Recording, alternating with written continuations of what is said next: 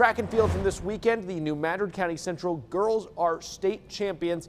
It is the Lady Eagles' second straight state title. Fueling it, some incredible performances. Amaya Bills, she's a phenom. Won championships in the 100, 200, and the long jump. Also part of the 4x100 relay team that brought home a title.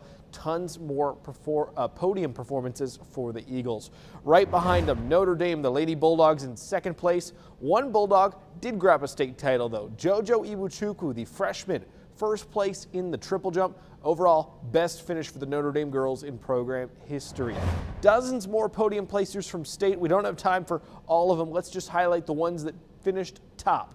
New Madrid County Central, Jaquan Jones winning triple jump, and then in class 2 for triple jump, Deantez Dobbins winning there. Marquand Zion, Colby Stafford is a state champion, and Dylan Melvin wins 110 hurdles. Then Carly-Ann Kasu, the Chaffee Jr., winning the 100 and 300 hurdles. And right here, Reagan Meyer running away with the 800, also the 1600 dash, and St. Vincent winning a relay title in the 4x100. Class 4 and 5 have their state championships this coming Friday and Saturday in Jefferson City.